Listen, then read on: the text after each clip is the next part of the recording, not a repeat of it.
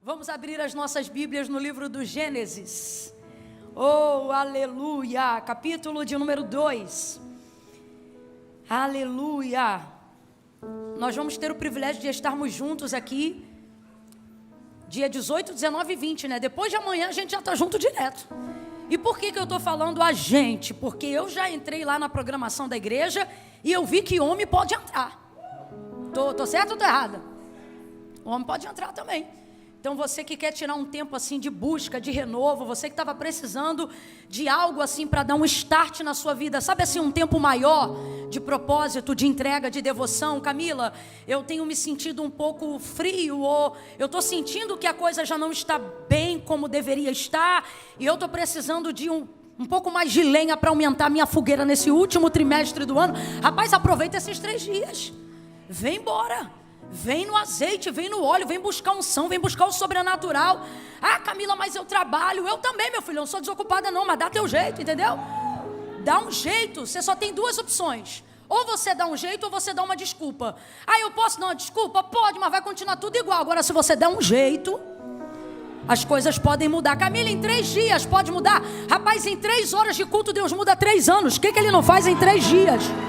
Em 3 dias, olha para o teu irmão e diz para ele: se esforça. Fala para ele firme, diga: se esforça. Que raio de preguiça, de frio, de não sei o que, que não sei o que, que não sei o que lá. Diabo não respeita teu cansaço. Vai para cima. Pregadora, mas não vai pregar. Eu prego a hora que eu quiser. Senti de Deus de te entregar essa palavra de despertamento. Eu não gostei, então foi para você mesmo. É sério, tira esse tempo, viu? Porque, tava com saudade de ouvir um negócio desse. Isso é um bordão que a gente tem lá no Brasil. Eu digo que quando você está na casa de Deus, você está no lugar certo, na hora certa, fazendo a coisa certa. Por causa disso, até o que era para dar errado depois dessa noite, vai dar certo. Então, quando você consegue alinhar isso, você está feliz por estar no lugar certo, na hora certa, fazendo a coisa. E aí, num lugar desse, você agradece a Deus. Se você está feliz de estar aqui, você vai fazer como fez aquela irmã. Diga: ainda bem que eu vim. Irmãos, porque tem coisas que só Deus faz, mas para Deus fazer, a gente tem que vir. Deus fez uma promessa para Abraão e cumpriu tudo o que lhe disse. Eu disse que Deus cumpriu? Eu disse que Deus cumpriu? Quando o Senhor aparece para Abraão e quando manifesta a sua voz em Gênesis capítulo 2, Deus lhe faz muitas promessas e Deus cumpre tudo que prometeu a Abraão. Só tem uma coisa que Deus não fez para Abraão. O que, Camila? A mudança.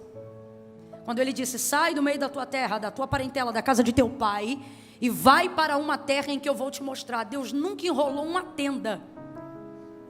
Está entendendo o que eu estou falando aqui? Deus não levou um móvel, Deus não segurou uma roupa. Rapaz, Deus segurou uma geração, mas não segurou uma cortina da tenda. Porque tem coisas que para Deus fazer, eu tenho que estar. Então não vem com essa coisa, sabe, que você guarda lá no teu subconsciente. Se Deus quiser fazer, Deus faz aonde eu estiver. Vai nessa. Se Abraão pensasse assim, ele jamais teria vivido tudo que ele viveu. Se a mulher do fluxo de sangue pensasse assim, ela estava hemorrágica até hoje. Se é de Deus mesmo eu ser curada, ele vai passar aqui. Se eu tão somente tocar. E o texto diz: e ela moveu-se, foi até onde ele estava passando. Então entenda, há coisas que dependendo do que você quer viver, não basta esperar Deus fazer, você precisa estar na geografia que Deus quer que você esteja. Ninguém me pediu isso aqui, eu nem sou de fazer isso, mas eu vou repetir. Depois de amanhã, ou seja, você tem um dia para se organizar. O dia de amanhã é dia de organização. É dia de trocar plantão com quem tiver que trocar, oferecer hora para quem tiver que oferecer, cobrir horário para quem tiver que cumprir, porque dia 18, 19, 20, você tem um compromisso com Deus aqui. Um período de imersão. Quem entendeu, diga amém. Glória a Deus. Gênesis capítulo 2, quem encontrou, diga amém. Oh, aleluia. Aleluia.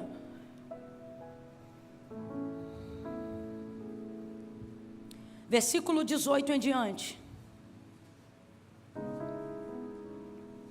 Oh, glória. Quando eu vim, tu vem comigo, hein? Não dá uma de sensata, não. Você também. Tá ligado? Deixa eu ver teus pratos aí. Isso, vai ser um tiro curto. Não vem de má vontade, não. Vamos lá, vamos ao texto. Disse o Senhor Deus: não é bom que o homem esteja só. Far-lhe-ei uma adjutora que lhe corresponda.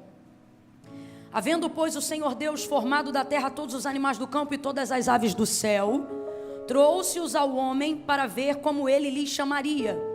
E tudo o que o homem chamou a todo ser vivente, isso foi o seu nome.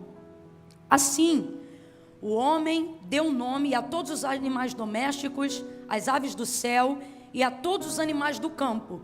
Mas para o homem não se achava uma adjutora que lhe correspondesse. Então o Senhor Deus fez cair um sono pesado sobre o homem, e este adormeceu, e tomou então uma das suas costelas, e fechou o lugar com carne, ou fechou a carne em seu lugar. Então da costela que o Senhor Deus tomou do homem, formou a mulher e lhe trouxe. E disse o homem: esta é agora osso dos meus ossos, carne da minha carne. Chamar-se-á mulher, pois do homem foi tomada. Diga amém por essa palavra. Quem já praticamente conhece esse texto de cor, diga amém. A maioria de nós acabamos por utilizar esse texto aqui praticamente como texto áureo para falar de casamento, para falar de homem, para falar de mulher. Mas a verdade é que esse texto aqui compreende muito mais do que apenas uma bolha de pessoas. O livro do Gênesis, sobretudo nos primeiros capítulos, ele se destina não só a trazer a narrativa de como céus e terra foram criados, ou dos princípios pelos quais Deus quer que nós nos movamos, mas ele também mostra para nós os princípios pelos quais o próprio Deus se move, o próprio Deus opera. Camila, eu não entendi. Você vai entender. O livro do Gênesis, ele traz segredos revelados. Isso aqui não está oculto, isso aqui está aparente. É só a gente dar um pouquinho mais de atenção e parar de rotular o texto como sendo para isto ou para aquilo. E quando você lê versículo por versículo, você percebe então que o livro do Gênesis apresenta para você o princípio não só como o início da criação, mas o princípio como os meios que fazem Deus se mover. A maneira como Deus quer que nós nos movamos em fé é a mesma maneira como Ele se move não necessitando de fé. Tão grande é a coerência do nosso Deus. Falar sobre coerência, falando de um Deus que é soberano, parece até estranho, parece até incoerência.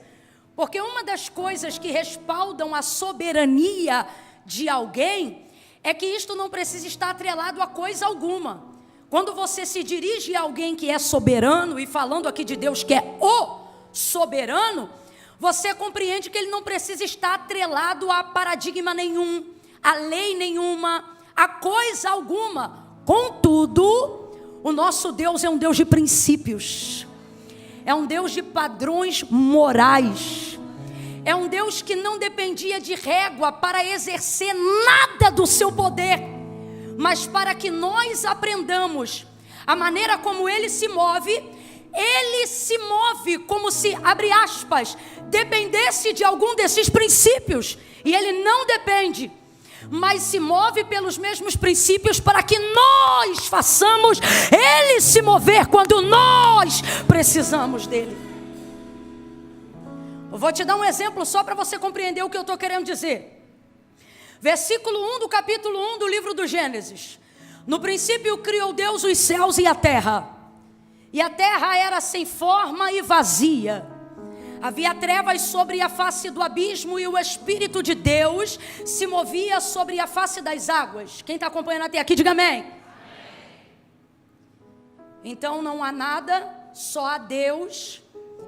A terra que chamamos de terra pode ser compreendida, segundo a interpretação do versículo 2, como o planeta água, porque não há firmamento, nem céu, nem terra. E tudo está em trevas, porque não há luz. Todavia o texto diz que Deus ali já estava.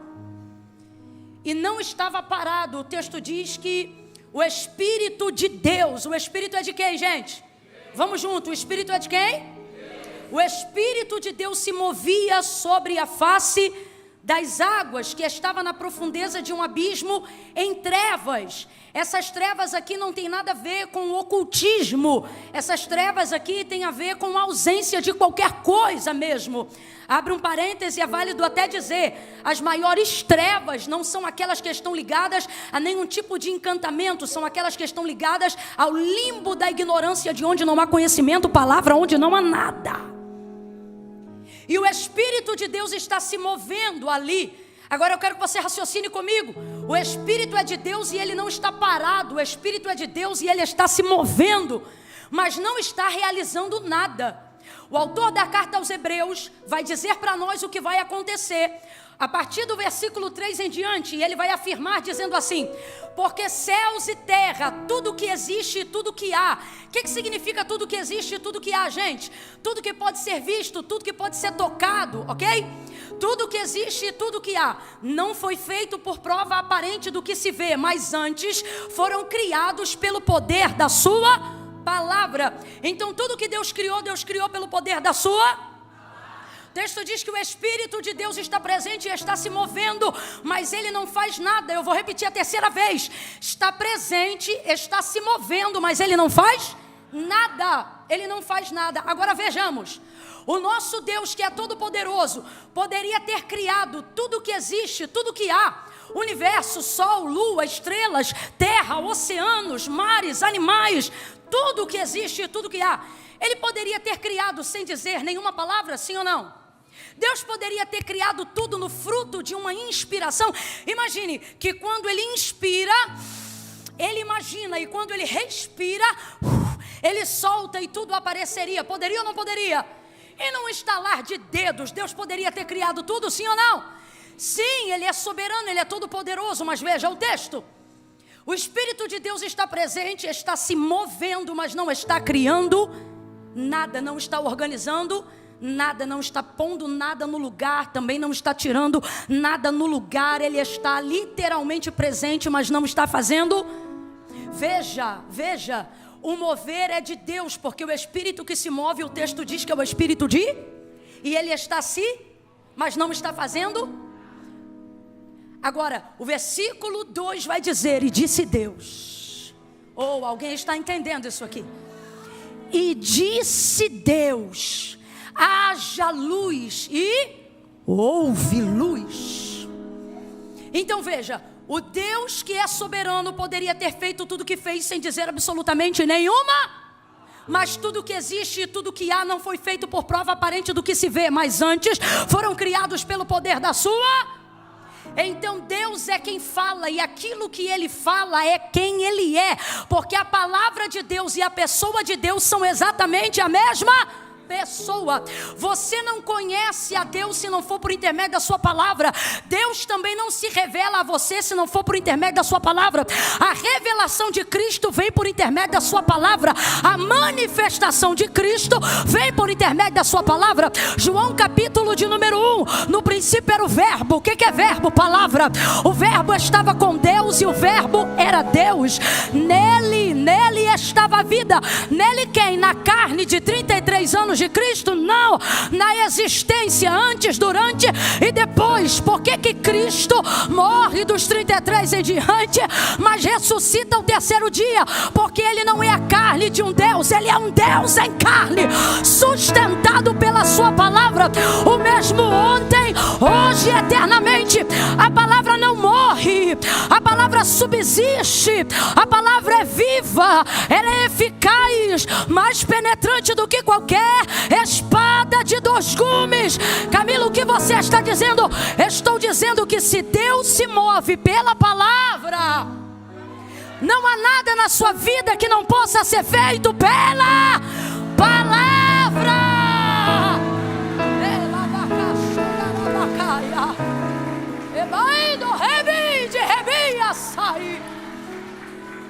Você não precisa de tudo que acha que precisa para chegar aonde tem que chegar. Você só precisa se encher da palavra. Você pode se encher de dinheiro, e isso não é garantia de que você vai chegar. Você pode se encher de recurso, e isso não é garantia de que você vai chegar. Tanto é prova do que eu digo que, voltando a falar de Abraão, rapidamente, eu já volto para o verso 18 do capítulo 2, o texto vai dizer que quando o irmão mais novo de Abraão morreu, o pai dele decidiu sair de onde eles estavam e ir para Canaã. Então responda para mim, aonde o pai de Abraão queria chegar? Apavorado pelo luto, a morte do filho caçula, o pai de Ló, ele não quis mais ficar naquela geografia. E ele tinha uma direção, e a direção dele era boa. E ele tinha recurso e condições, e a família dele estava com ele. Então ele tinha apoio familiar e ele tinha uma direção correta e boa. Ele queria chegar em Canaã. Só que o texto diz que ele vai parar num território chamado Harã. Território esse que não coincidentemente carrega o mesmo nome do filho que morreu.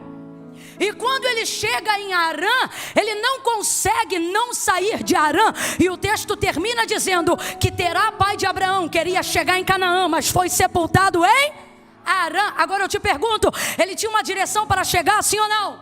Sim ou não? Ele tinha recurso para chegar, sim ou não? Ele conhecia o caminho que levava até Canaã, sim ou não? Mas de acordo com o que eu acabei de reproduzir no texto, ele chegou? Ele chegou? Agora o filho dele não tinha metade do know-how que o pai tinha.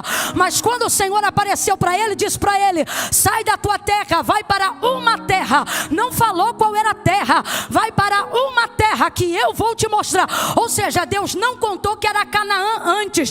Deus só contou que era Canaã enquanto Abraão estivesse caminhando para lá. Por dois motivos: para não tocar no trauma de quem viu o irmão morrer numa terra onde não saiu, e de onde viu o pai ser sepultado na terra que levava o nome do irmão, tentando chegar em Canaã. Então Deus não conta para ele, mas em confiança ele caminha. Ele caminha sem saber para onde vai, mas ele caminha. E debaixo de uma palavra, porque é disso que nós estamos falando, por estar debaixo de uma, bora, diga bem forte, por estar debaixo de uma, por estar debaixo de uma palavra, Abraão chega em Canaã, muito antes até de saber que seria Canaã. Chega em paz, chega com saúde, chega guardado, chega com amigos, chega fazendo aliança e chega com promessas ainda maiores. Veja, qual é a diferença dele para o pai? Ambos tinham recurso, ambos tinham casa, ambos tinham direção, mas só Abraão estava debaixo de uma palavra. Essa é a diferença. Meu Deus, eu estou sentindo uma graça de Deus tão grande aqui. Levanta a mão direita para o céu, coloca a esquerda na mesma altura. Eu vou contar de 1 a 3. Quando eu disser 3, você vai botar a mão no ombro do vizinho. Camila, eu não conheço ele. Não precisa conhecer não, deixa que ele vai conhecer Deus através da tua vida. Quando eu disser 3, você vai botar a mão no ombro do vizinho e vai dizer apenas para ele: basta uma palavra. É 1, é 2, é 3, diga. Basta uma. Você só precisa de uma palavra. Você só precisa de uma palavra.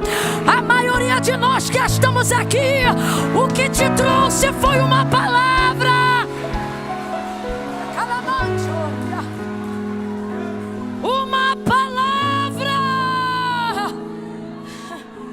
O que você tem? Eu tenho uma palavra.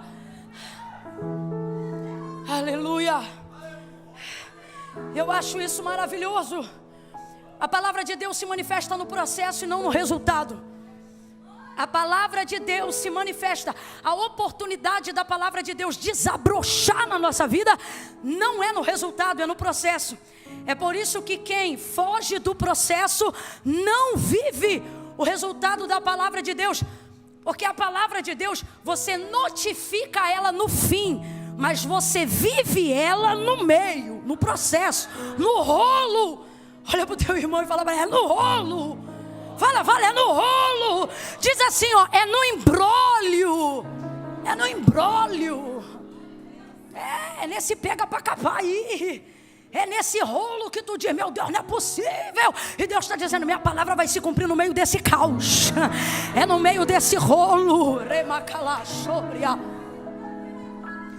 Volta para o capítulo 1 e a gente encerra no capítulo 2. Então veja, Deus está presente, está se movendo, mas não está fazendo nada. Eu não estou dizendo que Camila está presente, eu não estou dizendo que a Devec está presente. Eu estou dizendo Deus em pessoa, em espírito. Rapaz, é o Espírito de Deus. Ele está presente, está em movimento, mas não está transformando nada. Eu vou falar de um jeito que a gente que é pentecostal, a gente pode dizer. Se fosse outra pessoa, ia parecer que estava querendo bater na gente. Mas como é a gente, e eu estou para ver alguém, mas... Ai, irmão, se eu der... Você não me desafia não, que eu vou nesse corredor.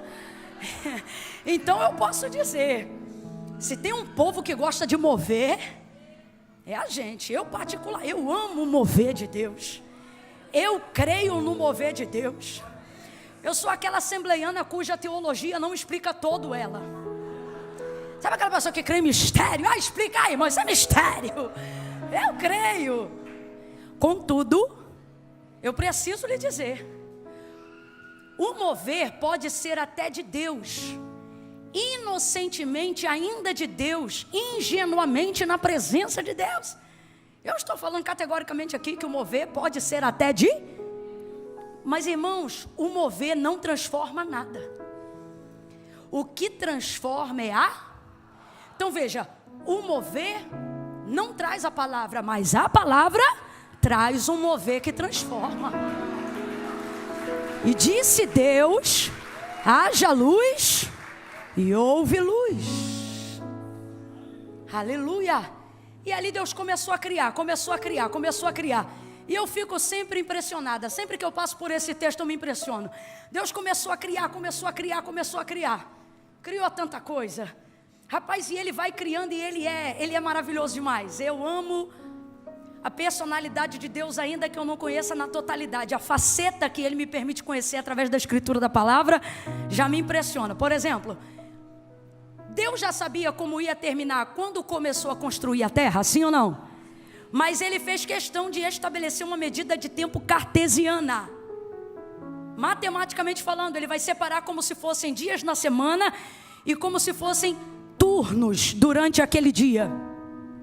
A impressão que eu tenho, e o texto revela, é que Deus só trabalha do período da manhã e da tarde. Quando vai entardecendo, Ele entra em processo de admiração, contemplação e descanso. Uma outra coisa é que Ele afere. Eu não poderia dizer uma opinião, porque Deus não opina, Deus sabe. Mas só para a gente entender, é como se Ele opinasse em cima da própria criação. Ele poderia ter feito tudo de uma vez, mas Ele estabelece um tempo para desfrutar daquilo que faz enquanto está fazendo. A gente tem tanto a aprender com o nosso Deus. Eu acho que isso envolve não só princípio, mas também prazer. Porque se não fosse assim, Deus não faria isso. Agora eu te pergunto, Deus se cansa? Mas só trabalha de manhã e da tarde. Alguém poderia até dizer, é um preguiçoso, né? Podia fazer um plantão. E não. Deus estabelece princípios que Ele quer que nós nos movamos. E para que nós nos movamos de acordo com esses princípios, sem que necessite, Ele também se move para nos inspirar. O seu maior ato devocional de adoração a Deus não está em você dizer glória ou aleluia, está quando você decide imitá-lo. Então por isso Ele age dessa maneira, porque o que Ele mais quer te inspirar não é a louvá-lo com a boca, mas a louvá-lo com a vida, expressando imitação a Ele. E então Ele vai separando os tempos, e Ele tem uma coisa que a gente também podia ter um pouco mais em nós. Ele vai fazendo e Ele começa a criar. Foi tarde, manhã do segundo dia. E a partir do terceiro dia, quando as coisas começam a ganhar alguma forma, é tão interessante porque nem Deus se elogia no início. O início é difícil realmente para todo mundo. Nem Deus, pode olhar o texto de Gênesis 1 em casa. Nem Deus começa dizendo e viu que era bom no início. Ele só começa a dizer que viu que era bom do terceiro dia para frente.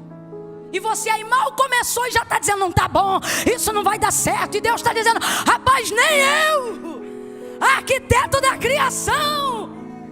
E você aí mal começou a estudar, já está chateado que a nota não é boa. Mal começou inglês, já está dizendo que não vai aprender a língua. Deus está dizendo, rapaz, nem eu entrei nessa.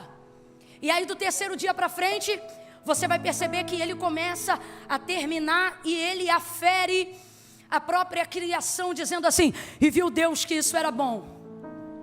Então é demais isso aqui, porque Ele olha o que está fazendo Ele viu o que fez, vamos lá, sol, lua, estrelas, firmamento e tal. Aí ele, é bom, hein? Imagine, né? Ele falando sobre a própria obra. Se a gente está na hora, a gente ia dizer, tu se acha, hein? E certamente ele responderia, não me acho, eu sou. Veja, e aí ele está criando tudo. E então nós vamos ver por pelo menos 5 vezes o texto reproduzindo. Deixa eu contar para ver se eu não falo besteira aqui. 1, 2, 3, 4, 5, exatamente isso. A partir do versículo 11 até o versículo 25, 5 vezes. Ao terminar a parte de cada processo da criação, o texto diz que Deus determina sobre aquilo que ele acabou de criar, dizendo assim, era bom. Então o texto vai transcrever dizendo, e viu Deus que era bom. Vamos fazer isso 5 vezes para a gente não esquecer. E viu Deus que era primeiro, foi tarde e manhã. Cadê? Do segundo dia.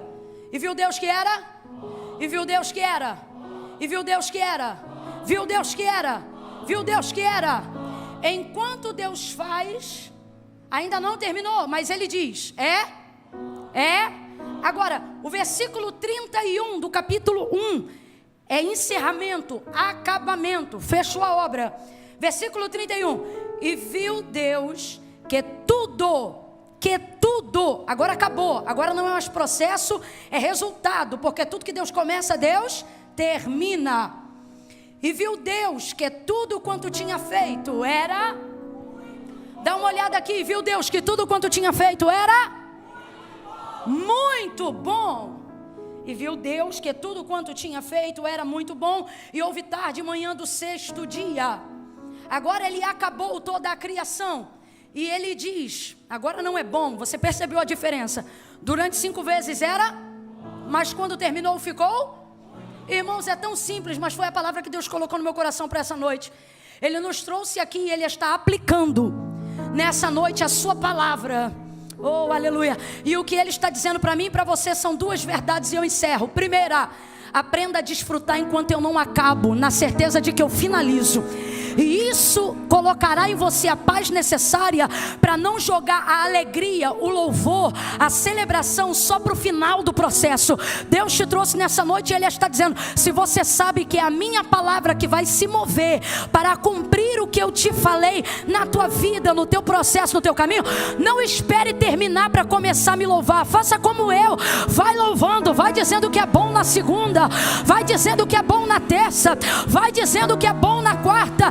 E a segunda coisa que Deus está dizendo é o que garante a sua própria palavra. E o que a palavra de Deus garante? Que melhor é o fim das coisas do que o início delas. Por que que não diz que o bom é no fim? Mas por que que o texto diz que o melhor é no fim? Porque não significa que o processo tem que ser desastroso. Não significa que o processo tem que ser amargo. Não significa que o processo tem que ser devastador. Deus está dizendo, eu quero fazer você desfrutar de alegria no processo, revelação no processo, contentamento no processo e certeza que o final do processo será muito melhor. Agora, o que torna o final do processo melhor não é o fato de que no final é melhor, é a capacidade que eu desenvolvi de ter contentamento enquanto o final não chegava. Alguém está entendendo o que Deus está dizendo aqui? Eu vou falar rasgado que é para todo mundo entender. Quem não consegue se alegrar no processo estará amargo no final. Raciocina comigo rapidinho. Jacó pensou que tinha perdido seu filho José. Passaram-se alguns anos e ele encontra José. Enquanto ele chorava, abre aspas, a pseudo-morte, fecha aspas, de José. José estava vivo e era governador da maior nação do mundo. Se Jacó tivesse acesso a essa informação, eu tenho certeza que ele não teria dito lá atrás, com choro hei de descer a sepultura ao meu filho. O que isso significa? Significa que ele está dizendo, eu vou viver como se eu estivesse morto. E de fato ele viveu assim. Com 143 anos, depois de encontrar José, ele vai estar de frente a Faraó. E Faraó vai perguntar para ele: seu Jacó, quantos anos o senhor tem? Aí ele vai dizer: 143 anos, poucos e maus foram os meus anos. Agora eu te pergunto, primeira coisa, pode uma pessoa que viveu mais de 140 anos dizer que viveu pouco? Tem como isso, gente? Meu Deus do céu, tem irmão aí de 70 que está dizendo não. Então veja, ele não está se referindo ao tempo que passou, mas à maneira como ele viveu nesse tempo. Quem está entendendo Deus aqui? Então veja, tudo que Deus falou para você que vai fazer, isso é mais certo do que a cadeira que você está sentado. Tudo que Deus falou que vai fazer para você é mais certo do que o chão que teu pé está tocando agora. Agora, a parte do cumprimento da palavra de Deus é com Deus, mas a maneira como você decide esperar é com você. Você está entendendo o que Deus está falando? Como é que Deus se apronta ou nos apronta para o final? Nos levando a ter contentamento no processo. Você precisa entender que não haverá uma melhora, não haverá uma intenção de celebração no final se você não começar a ver a mão de Deus agora. Veja a mão de Deus agora no processo da sua imigração. Veja a mão de Deus agora na abertura dessa empresa. Veja a mão de Deus agora na construção da sua casa. Veja a mão de Deus agora no início do seu trabalho. E se nem Deus pegou tão pesado com Ele mesmo, por que você acha que Ele pegaria tão pesado com você? Celebre o processo. Entenda que no início não há muito que se celebrar. Há apenas razão para continuar. E quando chegou no final, Ele disse: muito bom. Muito bom. Então tudo que Deus faz não é só bom, mas quando termina fica. Analise aí agora, está muito bom o que você está vivendo? Não, Camila, eu não sou emocionada, eu vou lhe falar a verdade. Está bom porque eu não estou respirando com a ajuda de nenhum aparelho. Está bom porque não tem me faltado alimento. Está bom porque eu tenho a minha família reunida. É uma questão de perspectiva. Agora, o muito bom só será revelador para quem reconheceu o que é bom. Se você não reconhece o que é bom, não vai discernir o que é muito bom. A palavra que Deus colocou em minha boca nessa primeira oportunidade do culto é para dizer para mim e para você, para lembrar, Deus está nos dizendo: eu ainda não acabei. Camille, o que tem a ver a leitura que você fez? Tudo. Porque o texto termina no versículo 31 dizendo que tudo o que Deus fez era muito bom. Significa que Ele terminou. Ora, se Ele terminou e já havia criado o homem, por que então Ele vai dizer ao ver o homem sozinho que não é bom que o homem esteja só? Se tudo que Deus faz é muito bom, é porque o texto onde lemos, Deus não diz assim: não é bom que o homem seja só. Se puder, bota na tela aqui para a gente fechar junto. O texto não diz: não é bom que o homem seja só. O texto diz: não é bom que o homem esteja só. Não é esse versículo aí não. Versículo 18 do capítulo 2. Deixa-me ver essa versão. Oh, glória! Aleluia! E disse o Senhor Deus: não é bom que o homem... Advérbio de tempo. Esteja. Então está dizendo que se não está bom para o homem, tudo o que está é passageiro. Deus não disse não é bom que o homem seja só. Ele disse não é bom que o homem... Você está entendendo o que Deus está dizendo para a gente? Ele está falando pela sua palavra hoje aqui para nós. Eu ainda não acabei, então não emita opinião sobre o que eu ainda estou trabalhando. Não traga determinação permanente aonde eu ainda estou agindo em caráter temporário. Eu vou falar de novo. Não traga determinação permanente aonde eu ainda estou agindo sob caráter temporário. Até a cananeia tinha esse entendimento. Mateus capítulo 15, 21, ela dizia: filho de Davi, tem misericórdia de mim, que minha filha está miseravelmente endemoniada, ela sabia o que ela é. Minha filha, isso é permanente. Como ela está endemoniada, isso é temporário. O que ela está dizendo? Senhor, tira a característica temporária, qual o demônio, e deixa a menina permanente, a minha filha. É isso que ela está dizendo. Deus está mandando eu liberar uma palavra aqui. Não dê às ações do diabo característica permanente, quando tudo que ele tem é poder temporário. Creia!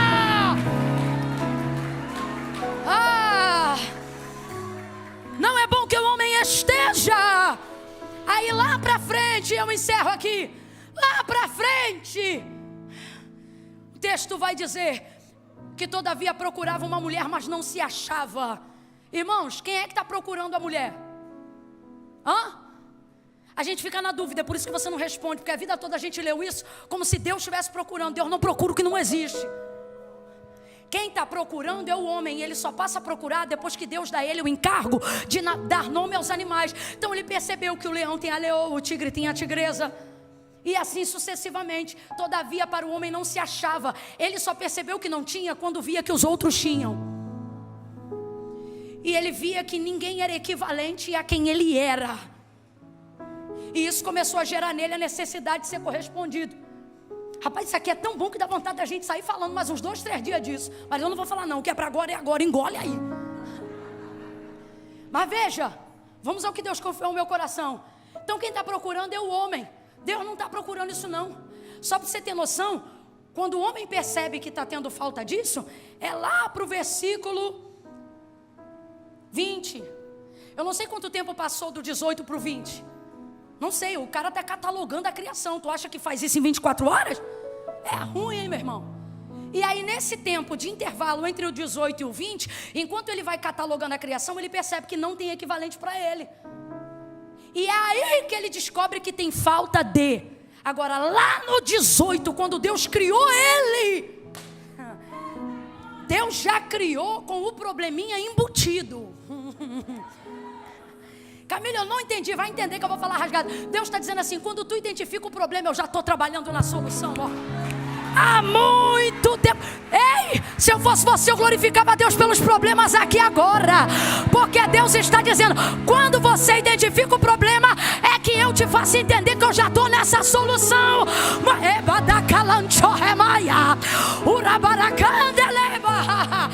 Meu Deus, seja profeta para alguém e diga, Deus tem solução para isso que você está passando. Deus já tem solução para isso que você está passando. Deus já tem solução. Ei, Deus já tem solução para esse filho drogado. Deus já tem solução para esse vício. Deus já tem solução para essa depressão. Deus já tem solução para esse burnout. Deus já tem solução para essa crise de ansiedade. Quando Deus descobriu que tu ia ficar doente, Ele já tinha preparado a solução. Ei! Ele disse antes dele perceber. Ele disse antes dele sentir. Ele disse antes dele identificar. Eu queria muito que você saísse nessa noite com essa certeza.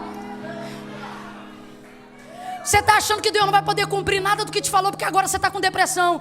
Deus já tinha visto essa depressão, Deus sabia o dia que ela chegou.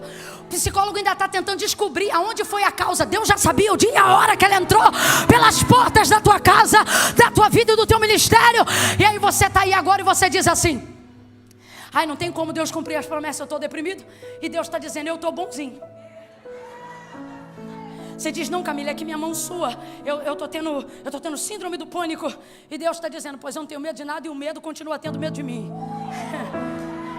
A gente fica achando que como a gente está, vai mudar quem Deus disse que é e o que Ele vai fazer na nossa vida. Pois Deus nos trouxe aqui nessa noite para dizer, eu ainda não acabei. E quando eu terminar, você vai ver que vai ficar melhor do que tá. Vai ficar melhor do que tá. Se tiver profeta na casa, catuca 2 ou 3 e diz assim para ele, levanta, porque vai ficar melhor do que tá. Levanta, bota ele de pé e diz, levanta.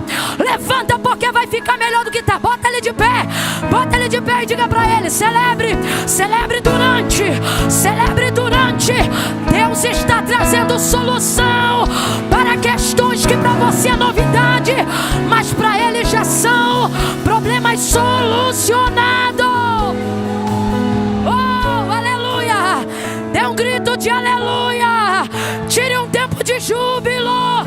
glorifique e exalte. Senhor, nós confiamos em Ti. Confiamos na Tua mão poderosa. Confiamos na palavra que o Senhor liberou sobre a nossa casa, sobre a nossa igreja, sobre o nosso bairro, sobre a nossa cidade, sobre a nossa geografia. Confiamos na palavra que o Senhor determinou sobre o nosso DNA, sobre o ministério que o Senhor nos confiou.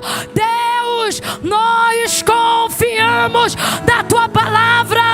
Nós nos reunimos aqui nessa noite de quarta para dizer que muitos não vieram porque dependem do carro, dependem do cavalo, dependem do cavaleiro.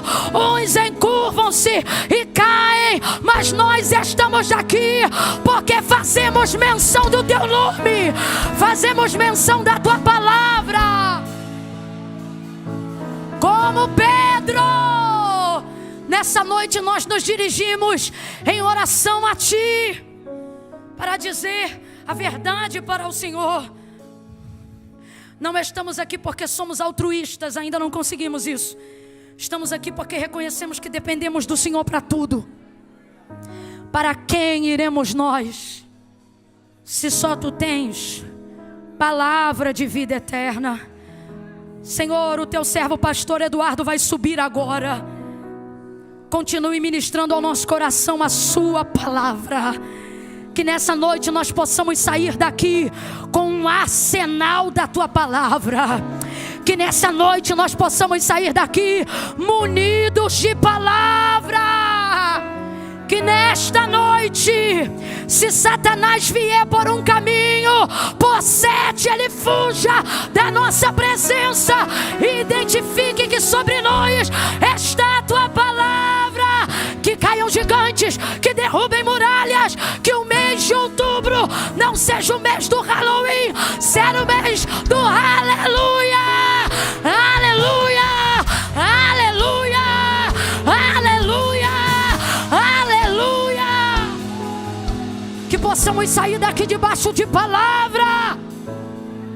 Senhor, faz-nos renascer de novo naquela fé de que quando não tínhamos $1 no bolso, ministrávamos sobre os boletos a Tua palavra, erguíamos os contratos no invisível e dizíamos: Senhor, é de Ti, Tu recebe, Senhor, volta a colocar em nosso coração a primazia, o desejo de ouvir a Tua voz, de saber o que Tu sabes, de conhecer o que Tu queres que conheçamos a Tua vontade. Fala conosco, porque foi a Tua palavra que fez Abraão chegar. Foi a Tua palavra que colocou José sobre o trono. Foi a Tua palavra. Tua palavra move reis e reinos. Continua falando conosco. Senhor, nós queremos lhe dizer nessa noite que nós não estamos fastiados de ouvir a Tua palavra. Nós não estamos enjoados de ouvir a Tua palavra. Não, não, não. Quem está comigo nessa oração, diga não. Não, não estamos, Senhor. Nós queremos mais. Mais de Ti, mais. Continua nos direcionando, nos dando resposta. É o que nós aguardamos, é o que Te pedimos, é o que suplicamos. Estenda a sua mão e aguarde receber mais. É o que nós oramos, Pai, em nome de Jesus. Quem concorda, diga.